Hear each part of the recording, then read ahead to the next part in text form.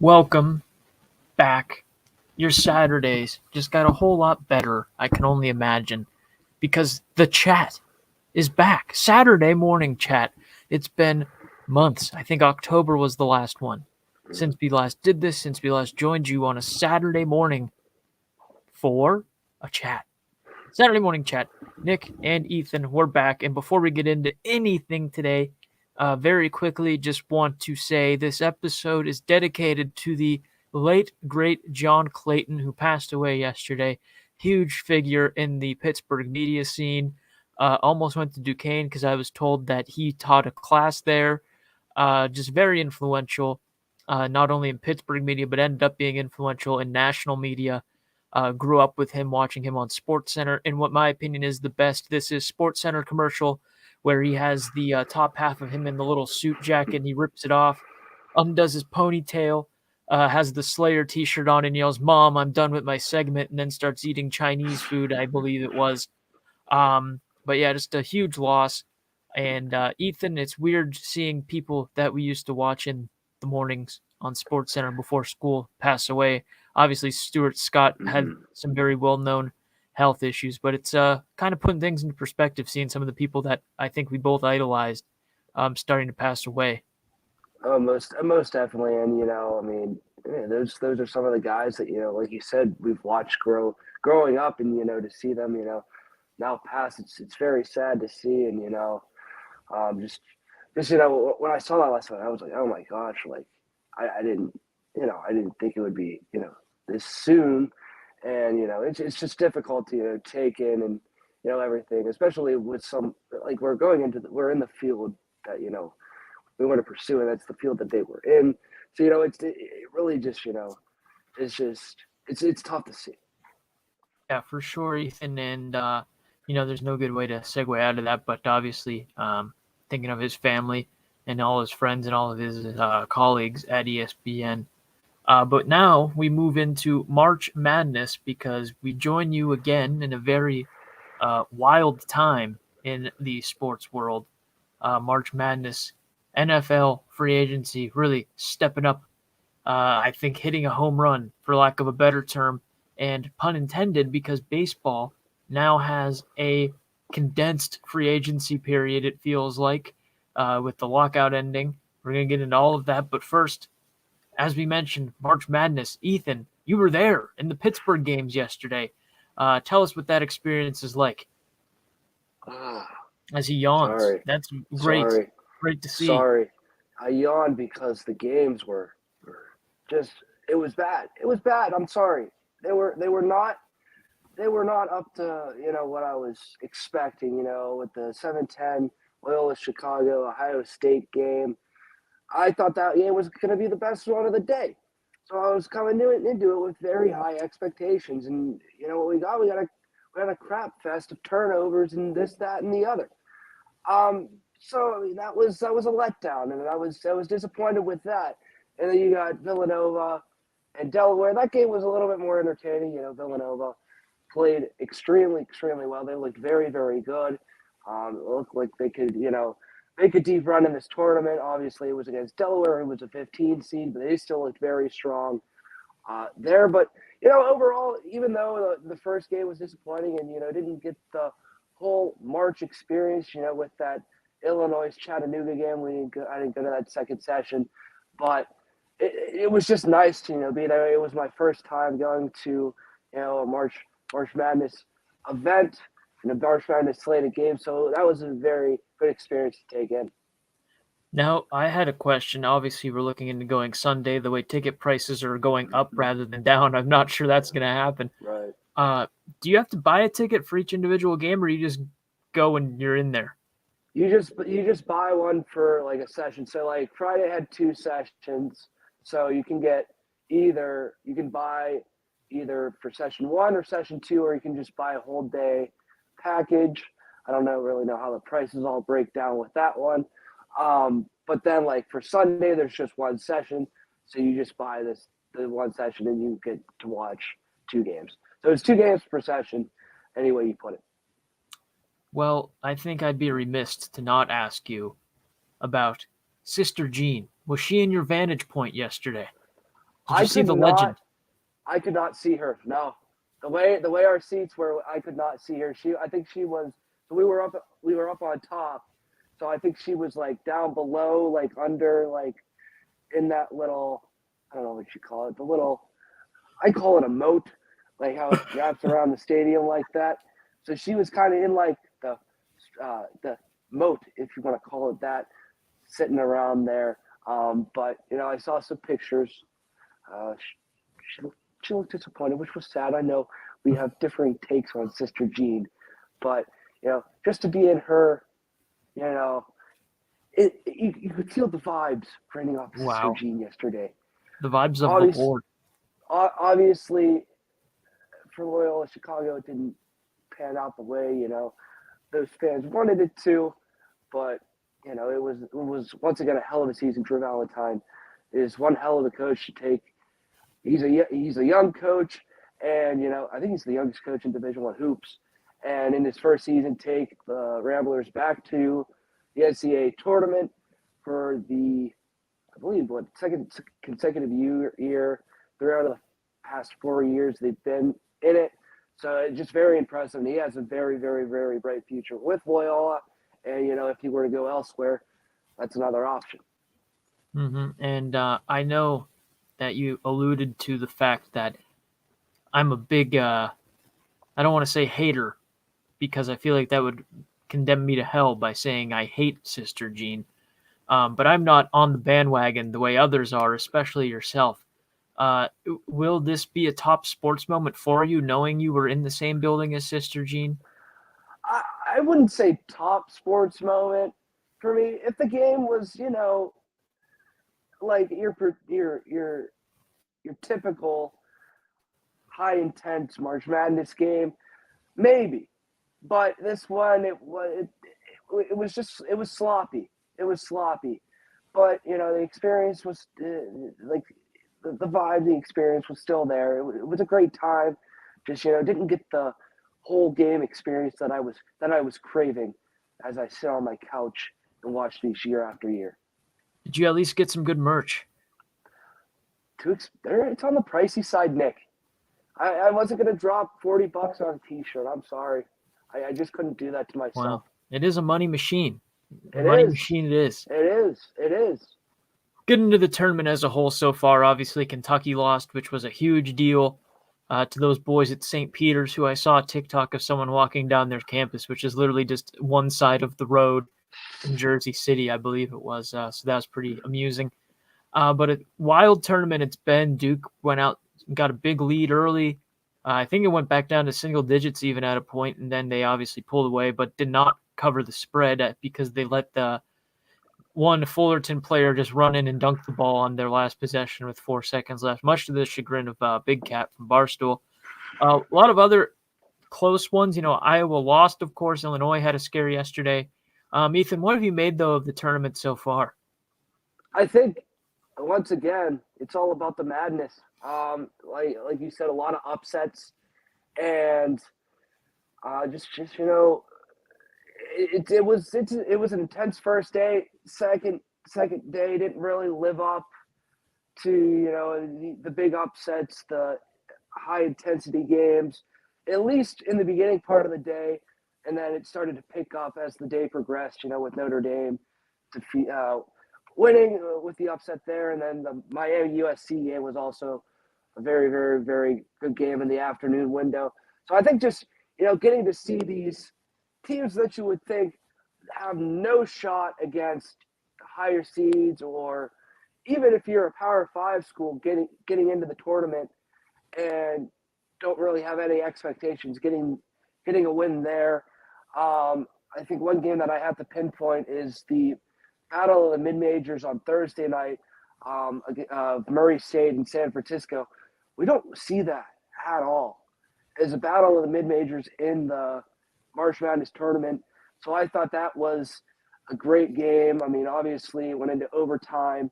So just to see that and to see, there are very, very, very, very strong mid majors that you can't take for granted. It's just a dream of mine. And even you see St. Peter's defeating Kentucky, nobody's safe in this tournament. We saw Wright State on Friday night get pull within single digits in the second half against Arizona before Arizona pulled away. So nobody's safe, and I think that's one of the greatest things about this tournament is you can lose or win on any given night. Gonzaga took a while to get going as well. Mm-hmm. I saw a really funny TikTok, and it was on Twitter a bit too. Notre Dame beating Alabama, finally getting revenge for Manti Te'o's fake girlfriend. That was a really big storyline yesterday, so I really enjoyed that. Ethan, I think the big game, whether it is on paper the best game or not, Izzo versus Coach K one more time. Obviously, when Duke had Zion, R.J. Barrett, and that star-studded roster a few years ago, it was Tom Izzo and the Michigan State Spartans that knocked them out of the tournament, unless my memory's being really unkind to me.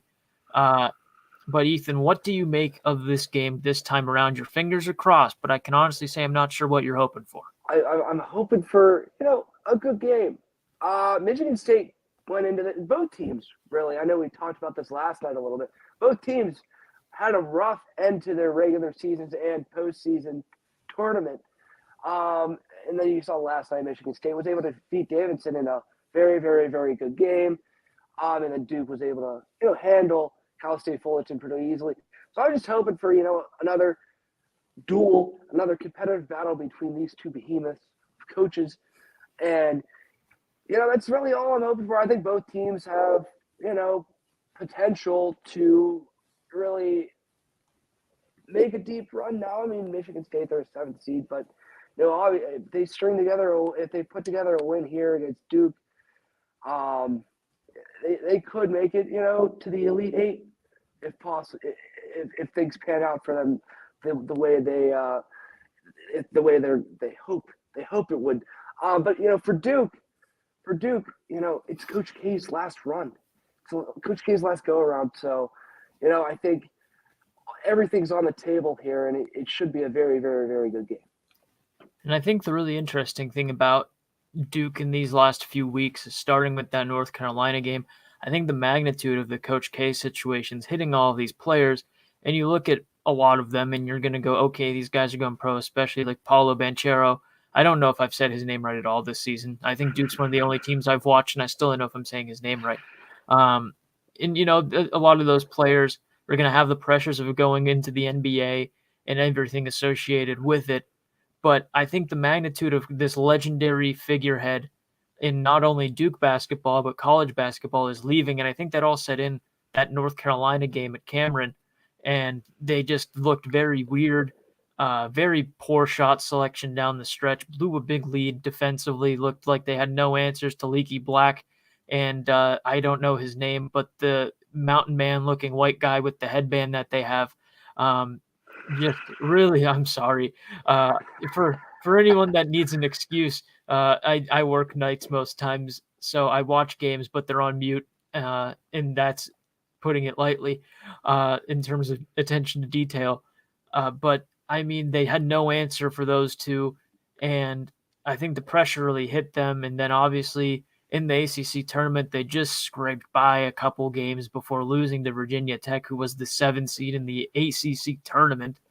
And I think yesterday even they let them get a little close at the first half, eventually pulled away again. But I think the magnitude, long story short, the magnitude of the situation, I think is really starting to weigh down on these guys. For Duke, being responsible for the last team Coach K is going to be at the helm of, and if they have a bad outing or play poorly, that's going to maybe get them some flack. But these are college kids, and again, they have pro aspirations. The pressure's only going to get worse for a lot of them, so maybe in a way it's a good test. But especially against a program like Michigan State with such a good track record with Coach Izzo, and a lot of people are on the bandwagon that Izzo's a better game manager than Coach K would be. So there's always risk involved when these two coaches meet, when worlds collide. So it could go either way. I like to think Duke will pull it out, Ethan, but, there's a big meeting of the minds between these two for one more time. Do you have any comment on any of those points I just rambled on about? I think you bring up an interesting point when you're talking about, the magnitude of it being Coach K's final season, really hitting these players. And you're right. I mean, they haven't looked the same ever since that North Carolina game when they got stunned by Tar Heels at home in Cameron. And, like you said, in that postseason in the ACC tournament, they scraped by, just got by a couple of teams. They were the one seed, obviously, so they had an easier path to the championship game.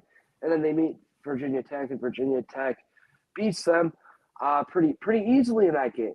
So, and then you bring in the tournament, and it's the same deal. They're still not really finding a solid footing here, and that's a scary sight. And then when you put together Michigan State and Duke, it could go either way. They're obviously going to have to be on their A game. They haven't shown it as of late, so it's going to be a very, very, very tough task for Coach K and the boys to be able to put it all together tomorrow and come away with a win and punch their ticket to the Sweet 16. Absolutely. So I have money on Duke winning the Natty. So I'm going to hope and pray that $1 turns into $11 because I bet on them when the odds were pretty bad. So we'll see. We'll see what happens. But we'll also see what happens because, hey, we have baseball. It's finally back after unnecessarily killing some respect for the game. We finally have baseball back. As we said, a very condensed free agency is in the midst of happening, including Carlos Correa, who decided he wanted to spend some time in Minneapolis at about 2 a.m. yesterday. Ethan, this has been a whirlwind of baseball news in these last 2 weeks. What do you make of the situation? Is there any permanent damage done from that lockout? Permanent damage. I don't know. I really don't know. I mean, yes, they can do a deal, but there was still a ton of bickering back and forth. So I think there might be some permanent damage, but here's the good news. They didn't lose any games. They're still going to play a full schedule. Yes, the season got pushed back a week, but that's the biggest thing. If they were to lose games, I would say yes, that's permanent damage. You're losing games. You're losing service time, this, that, and the other. But I think the things that they did they fix much? No, I don't think so. They addressed the pace of play issues. They added the universal DH. They're bringing in pitch clocks. So they're doing things to fix the pace of play.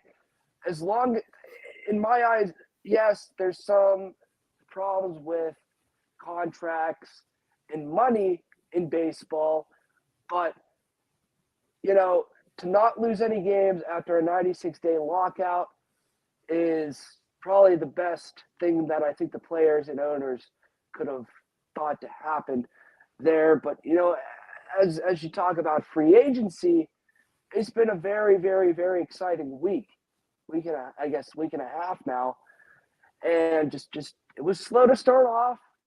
There were things being flown back around. Teams don't want to get caught for tampering during the lockout. But over the past couple of days, it's been red hot. Obviously, Chris Bryant to the Rockies. Like you mentioned, Carlos Correa last night. Nicholas Castellanos as well. He's going to the Phillies. So it's just been very, very interesting to see all of these moves happen in such quick succession, especially with the season only a few short weeks away.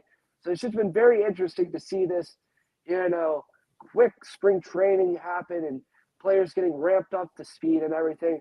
Also for the players that say, oh, we only need 2 weeks to, be able to get ready and get into shape in terms of hitters and pitchers, trying to build up. It's going to be more interesting for the pitchers. I think the hitters are going to be okay with this condensed spring training, but I think this is a hitter's dream to have a condensed spring training this year. I think that you brought up some good points there, with a lot of the moves they made, I think, being more exciting. Obviously, traditionalists are not going to like the fact there's a universal DH. Pitch clocks and whatever will probably save the game a whole 30 seconds by the time it's said and done. I think where they dropped the ball, like Johnny Cueto, 2013 wild card game, which we'll talk about until we die, because it's going to be the only good memory Pirates fans have until we die. Here we go. We're going to dig. We're going to get Ethan mad this morning. I think there should have been something done salary-wise, whether it be a floor or a cap. But I think that would have been hard for the big market owners to agree to something like that. I just think that, and again, there's those teams here that are surprising, that make a run, and they're good for a year or two. And there have been some surprises in terms of spending. This year, we've seen some guys go to Seattle. Obviously, Correa just went to Minnesota. But some teams you're never going to see spend money like that, and they'll always try to do internal rebuilds and maybe bring in a veteran or two, like circa the Pirates in the early 2010s, and get lucky for a bit, mixing those guys with their farm system players. Uh, but I think a salary floor would have been a really beneficial idea, maybe to gauge more interest in these markets where the game is kind of fallen off in popularity due to a lack of competition from the team in that area. But it is what it is. Again, I think it would have been hard to get a lot of people on board with that when it comes to the big market owners. But we'll see. I mean, in a way, I feel like in the long run, it might end up helping baseball, just all the publicity they were getting during it. Granted, it was negative, but now you're seeing this whirlwind of the best parts of the offseason, guys going left and right everywhere. And I think people are going to maybe be drawn in to say, hey, wait, that guy went here. I think I'm going to watch Carlos Correa in Minnesota. I'm going to watch Anthony Rizzo in New York.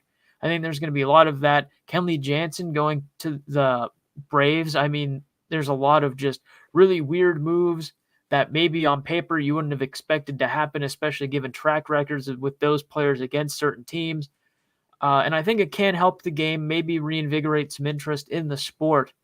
But I guess we can speculate all we want. It's going to come down to when those ratings first come out. Definitely. I mean, when you look at this lockout, it was long. I think the hardcore baseball fans were just itching for it to come back, and then just the theater of, oh, they're close to a deal, and then, oh no, we're so far apart now. Was just torture to a fan like me, who was all in on this lockout chagrin with the players and the Players Association and the owners meeting, and just to finally see them get a deal done was nice, and hopefully it's better for the game of baseball. I still think there needs to be steps done to further continue grow the game. Obviously, MLB struck a deal with Apple TV. It's not going to really help grow your game. Obviously, the blackouts and all of that, that's still an issue for the MLB. So I think there still needs to be things done to help grow the game more and, get the sport back to where it was when it was truly considered America's pastime. Yeah, I completely agree. And maybe the sport that took over baseball as America's pastime is the NFL, who is having its own insane free agency. I would like to describe it as if you went back on Madden 19 and did a fantasy draft, is kind of where everyone's ending up right now. I mean, just in the last couple days, there have been so many. I don't know what word to use, and I know that sounds really cliche to be like, you can't even describe it. But Von Miller to the Bills. We saw DeSean Watson going to the Browns, it looks like, and Miles Jack to the Steelers. So many moves, so close together. It's getting hard to stay on top of. But Ethan, I guess I'll ask the first question, then I'll give my own answer. But quarterback-wise, what quarterback move are you the most excited to see? I think I'm most excited to see. Oh, he's going to say this. I'm going to say Mitch Trubisky. I really am. I'm going to say Mitch Trubisky, and here's why. It doesn't matter. It really doesn't matter. You get him on for 2 years. You didn't have to give up much. You didn't have to give up anything because you signed him as a free agent. So I think this is this is a good move on Kevin Colbert's part of the Steelers' part. You get a guy that you only have signed for 2 years. I've said this to everyone. If he sucks, he sucks. He's gone in 2 years. The Mitch Trubisky experience. It's an experience, but it's also an experiment. The Mitch Trubisky experiment is over. And if he does well, you sign him on for another, let's say, 2 or 3 years. And then obviously you have Mason Rudolph. Obviously you haven't named a starting quarterback yet. You're not going to name a starting quarterback. These two are going to battle it out. And I think it's going to bring in some good competition between these two, and you're really gonna see, if Mitch Trubisky has improved in areas where he struggled in Chicago, and see how he adapts to a change in scenery of Pittsburgh. And I think that's going to be one of the more interesting things. Obviously, you have other quarterback moves like the bigger names like Russell Wilson to the Broncos and Aaron Rodgers being able to stay put with Green Bay. I know I'm missing other ones.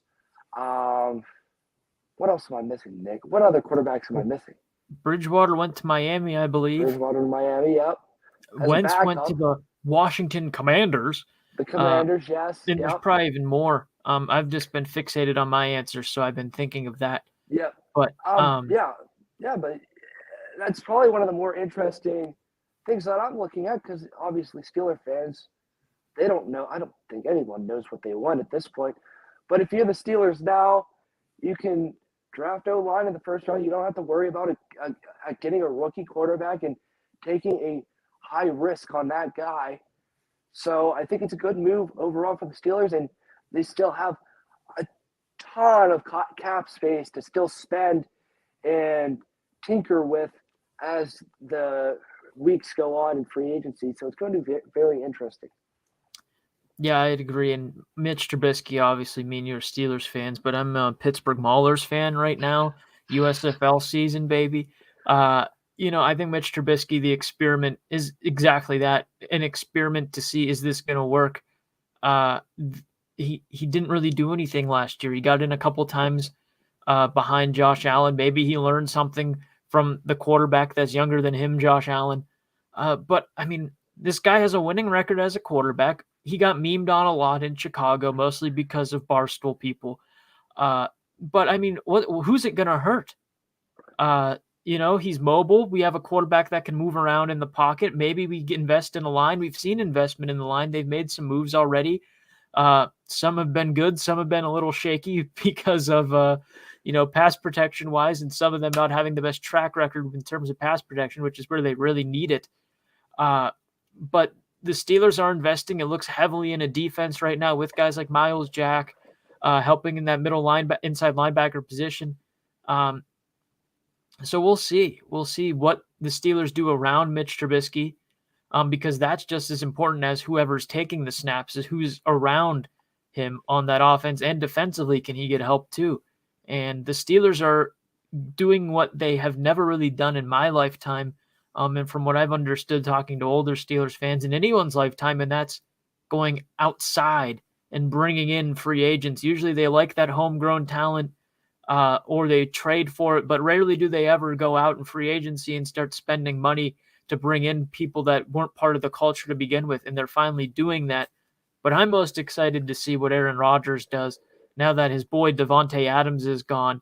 Valdez-Scantling is a free agent this year, leaving him with Hazard and Randall Cobb, I believe, as his top guys. What's this going to mean now for Aaron Rodgers? It was rumored he was going maybe even to Pittsburgh, but now, his top guy is gone. He's getting up there in age. Will the Packers invest in some wide receivers for him? Will they draft some wide receivers for him? There's a lot of ifs going around for Rodgers right now, and I cannot wait to see what kind of off-the-field antics we get in terms of Aaron Rodgers rumors and his happiness, because it might quickly be dwindling now that he's inked that deal.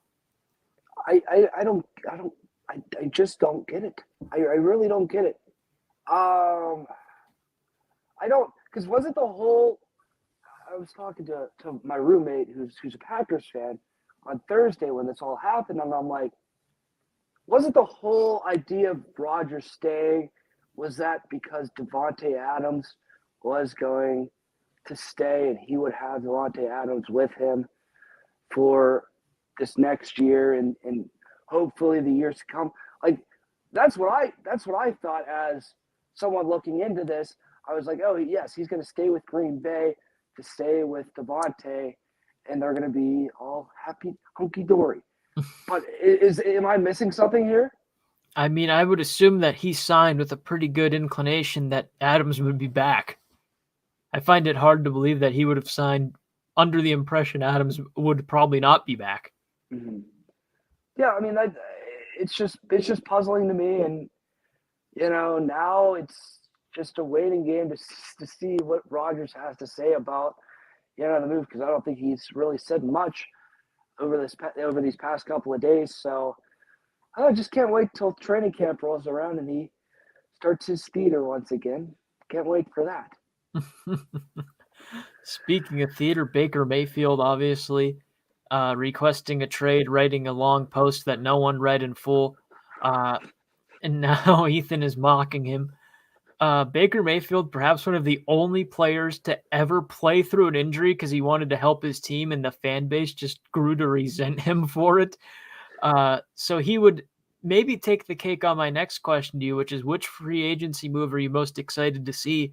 My answer is probably what the hell, Baker Mayfield, wherever he ends up. I'm going to be really excited to see what he does. He had I don't know if historic's the right word. He had the season where they beat the Steelers in the playoffs 2 years ago, and it seemed like his stock was only rising, helping the Browns get to that point. Obviously, this year you got Odell Beckham's dad making huddle mixtapes of his dad or of his son not getting the ball thrown to him, Baker missing throws in crucial scenarios of crucial games, and kind of killing some of his value, I think, in that free agency market. He took that chance on himself to say no to Cleveland and see what would happen and see if he could ink a big deal coming up here. And I think he might have hurt some of his stock in doing so. But I think wherever Baker Mayfield ends up is what my most excited move will be. I did butchered that English-wise. If you had to ask me my number 2, Juju Smith-Schuster in Kansas City, what's going to happen when he links up with Jackson Mahomes? What's going to happen? Will TikTok be shut down? That is the question on everyone's mind. It's been memed to death already. Jackson Mahomes and Juju, what happens? But honestly, I'm excited to see what happens in Kansas City this year. Their division's building around them. Russell Wilson coming in, Devontae Adams coming in. The Chargers are looking better each day when you have more experience in guys like Justin Herbert. It's going to be wild in that division, and the Chiefs really haven't done much.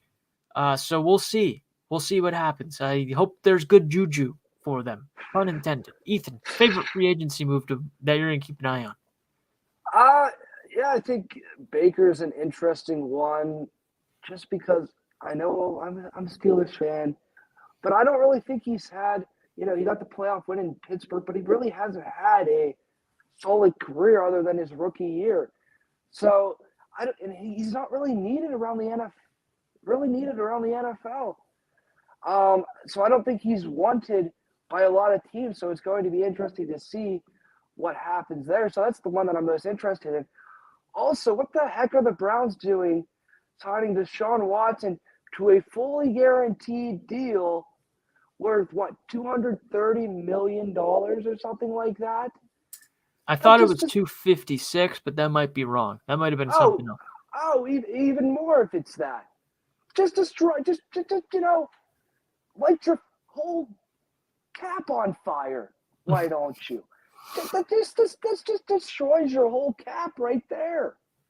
Like, you just paid a guy who hasn't played a lick of football in over a year, who has so much baggage on top of him.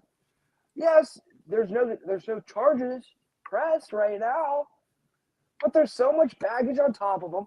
You sign a guy for over $200 some million guaranteed. You're just setting yourself up for failure.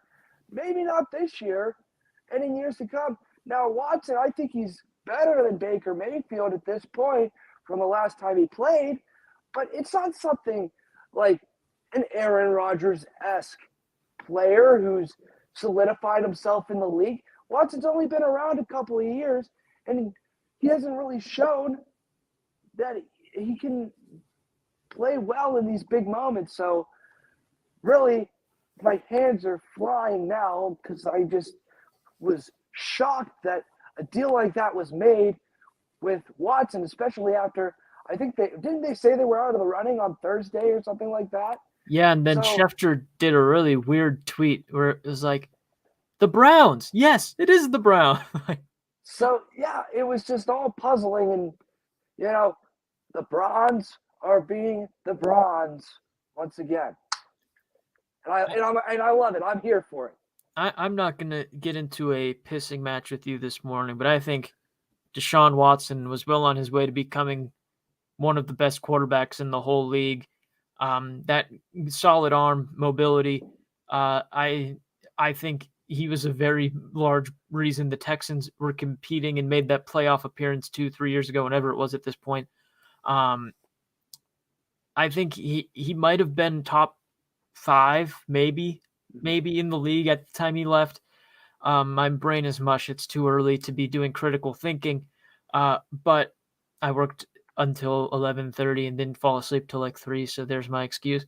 But I mean, he's definitely an upgrade from Baker, even with the year off, unless he just sat on the couch and ate potato chips and drank Budweisers all day long and didn't work out once. I think he'll be an immediate upgrade. But as you said, the thing that really rubbed me the wrong way, and I say this again, I'm not sure how to word this. For years, the Steelers quarterback was Ben Roethlisberger. Ben Roethlisberger, obviously, accusations made against him, not guilty, settled out of court, whatever. And obviously, there's a big hoopla for Ben this year. Oh, he's leaving our hero. He did all these things. I think the general consensus in Pittsburgh, and again, I say this all on thin ice, um, general consensus, thank you for what you did on the field. As a person, you do Not so you. much. We're not going to acknowledge that, but when you were on the Mm-hmm. field, you did good things for this city and for this team, and we appreciate that. But off the field, we'll leave that Right. to the side. Um, I think it's asinine. And again, accusations are accusations, not found guilty of anything, but 22 of them, you get a little worried. Uh, 22 accusations against DeSean Watson, and he gets a multi-year, $256 million contract. Calvin Ridley loses money betting on the Falcons, and he's not going to touch the field this year. Right. I think Right. it's a little odd. It's a little odd to me. Yeah. And we've known the NFL has had some very odd standards, caring more about deflated footballs and gambling than whacking women in the back of the head, kicking Mm-hmm. children.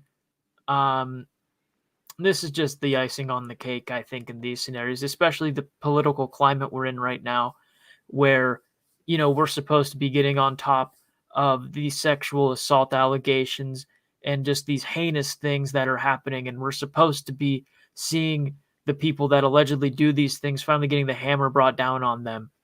And this is just the icing on the cake in terms of the NFL is far and beyond away from ever making these situations right. At Mm-hmm. most, DeSean Watson, I feel like, Yeah. is going to get 5 games, maybe Yeah. half a season on the high end. I don't know. I'm not the league. I don't know how much money we want to make off of him this year. But I think it's just asinine. And unfortunately, speaking of gambling, now it is time for the weekend wagers. Listen, was that a horrible segue? Yeah. But listen, I'm a racing fan. You know I'm a racing fan. Formula One is back this week, ladies and gentlemen, and I'm going all in on the winner of the Bahrain Grand Prix, Max Verstappen, the defending world's champion. Max Verstappen is my pick for this weekend. Ethan, hit me. Lots of March Madness games to go around. First word of advice: don't bet on March Madness because it's just you don't know what you're gonna get. But in terms of play of the week, I have to go with Creighton in Kansas. I got Creighton actually covering this game, covering Creighton. I think it's going to be a good matchup between Kansas and Creighton in this one. Both coming off a pretty short, decisive wins in their games on Friday. Actually, Creighton defeating San Diego State, while Kansas blew out Texas Southern. So it's going to be a big test for for Kansas today. Spread sitting at 11.5. I feel like that's a good solid spread, especially for these second round games. Creighton was pretty competitive in the Big East this year, so I think Creighton plus 11.5, that should be able to cover this year, in this game. My second bet's going to be North Carolina, 5.5 against Baylor. I think they can cover. Don't know why. I just feel like Carolina's hitting their stride. Definitely don't think they're like a Final Four caliber team, even as they hit this stride. But I think they go out, they give Baylor a game. I don't think they win, but plus 5.5, I think they cover that today. Other than the games I've seen them playing, they've looked pretty solid lately. And it's March, so why not? Plus 5.5 North Carolina. Mm-hmm. My second bet of the week is Tennessee in Michigan. Michigan, they pulled one out against Colorado State. I didn't really expect much from them this year. I actually had them losing in the first round, but they were able to play solid basketball against Colorado State. Granted, they were a Mountain West team, but they were still able, after one of the worst seasons in program history in, I don't even know, 20, 30 years, they were able to get a win in the tournament. I'm going to have them cover. I don't really like the 6.5 spread on them. But if it were to drop down to 6, I would definitely hammer them plus 6. Against Tennessee, Tennessee's also looked hot, but I think this game is going to be close, a very close one, especially with these two teams. My last bet is going to require a very lengthy waiting period. But ladies and gentlemen, because I need even more incentive in the Pittsburgh Pirates baseball this season, I will do the unthinkable. And for regular season wins for the Pittsburgh Pirates, 65.5, we're taking the over.